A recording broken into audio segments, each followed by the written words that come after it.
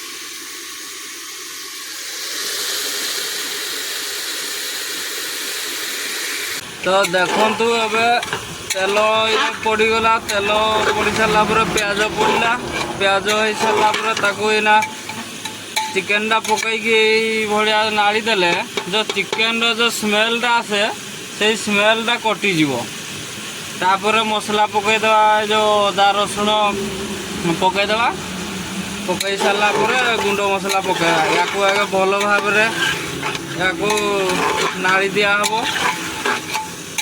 लगे देवे ना या नाड़ू थे बसिक 2 सेकेंड 3 सेकेंड पर ना 2 सेकेंड कह 5-10 सेकेंड पर टे नाड़ी दौथे नाड़ीला माने कौन हम कि सी लगे लगला माने मांसरू हाड़ सब अलग हो खावाई टेस्ट लगे लेग पीसटा चुबईते इच्छा हेनी हाड़ मांस सब अलग हो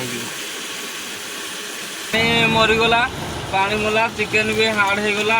मसला पकईवा हल्दी पड़ो जी मांस से अनुसार देखिए हल्दी पकईबे बेसी पकईबे नहीं कि कम पकईबे नहीं हल्दी पड़ला तापर चिकेन मसला भी हिसाब रे देखिए पकईबे बाहर नहीं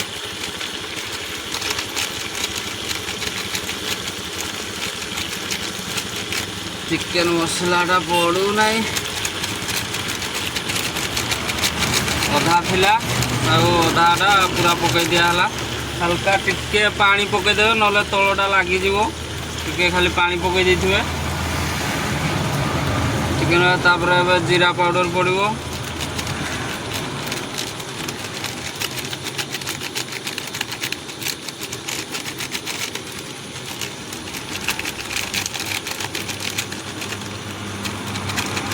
मांस अनुसार देखिकी मसला पकईबे फुल पकईबे नहीं आम आगु थोड़े रोसई करूँ तो अधा अधा पकाई अधाटा पकई दिया होची जीरा तापर पड़ला धनिया पाउडर पड़ो ए धनिया पड़ला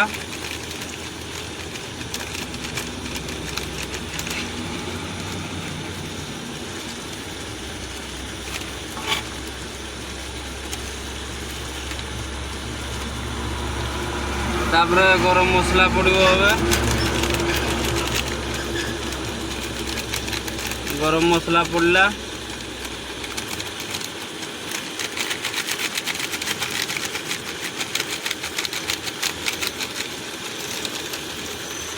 तो गरम मसला अल्प दिहला कौन पाइना गोटा मसला पड़ी आगु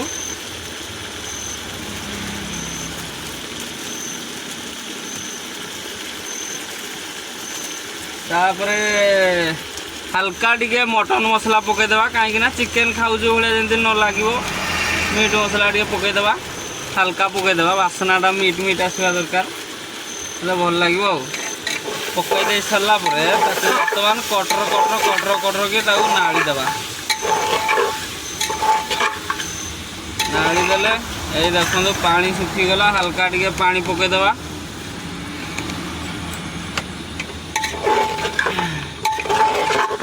ଆଉ ଅଦା ରସୁଣ ତ ଆଗରୁ ପକାଇଦେଲି, ଦେଖେଇ ହେଲା ନାହିଁ, ନହେଲେ ଅଦା ରସୁଣ ଇଏ ଆମର ଛେଚା ହେଇକି ଯେଉଁ ପଡ଼ିଲା ସେଟା ଟିକେ ଦେଖେଇଥାନ୍ତି, ଦେଖେଇ ହେଲା ନାହିଁ। ନେକ୍ସଟ ଭିଡ଼ିଓରେ ଦେଖେଇବା ଅଦା ରସୁଣ ଇଏ ପେଷ୍ଟଟା। ଆଉ ଦେଖନ୍ତୁ ଗ୍ରେଭି ପାଇଁ ଇଏ ହେଇଗଲାନି, ମାଂସ ପୁରା ସିଝି ଯାଇଛି, ଖାଲି ମସଲାଟା ଏବେ କଷିକି ଇଏ ହେଇଗଲେ ତାପରେ ଓହ୍ଲେଇବା, ତାପରେ ଖାଇବା। ଆଉ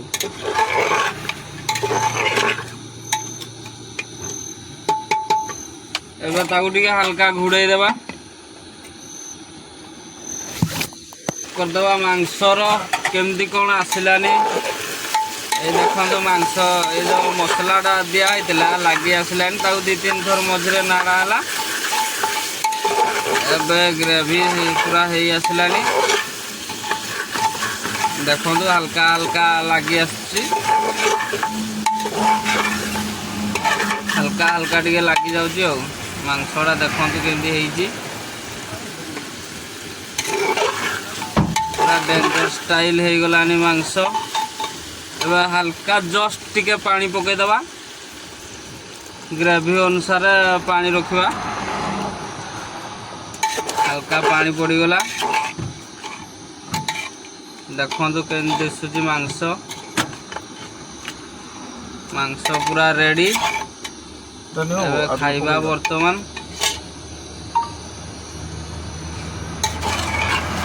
ଦେଖନ୍ତୁ ମାଂସ ହେଇଗଲା ରେଡ଼ି। ଦେଖନ୍ତୁ ମାଂସ ହେଇଗଲା ରେଡ଼ି, ବର୍ତ୍ତମାନ ତାକୁ ଓହ୍ଲେଇବା, ଓହ୍ଲେଇକି ଖାଇବା। ଆଉ ଖାଇଲା ବେଳେ ତୁମକୁ ଦେଖେଇବିନି, କାଳେ ଲୋଭ କରିଦେବ, ଏଇନା ଖାଲି ଦେଖିଦେଇଥାଉ। ଆଉ ଟିକେ ଖାଲି ଜଷ୍ଟ ପାଣି ମରିଗଲା ପରେ ଓହ୍ଲେଇବା, ଓହ୍ଲେଇକି ଖାଇଦେବା। ଆଉ ଆଜିର ଛୋଟ ମିନି ବ୍ଲଗ୍ ଏଇଠି ଶେଷ କରୁଛୁ। ଯାହାର ଯାହାର ଖାଇବାକୁ ଇଚ୍ଛା ଅଛି ଜଗମୋହନପୁରକୁ ପଳେଇ ଆସନ୍ତୁ। ଆମେ ଏଇଠି ଅଛୁ, ଜଗମୋହନପୁର ମାର୍କେଟ ପାଖରେ ଛିଡ଼ା ହେଇଛୁ, ଏଇଠି ଖାଇଦେଇକି ଯିବେ। Bye bye. ଆଉ ଥରେ ଟିକେ ଚିକେନଟା ଦେଖିଦେଇଥାନ୍ତୁ।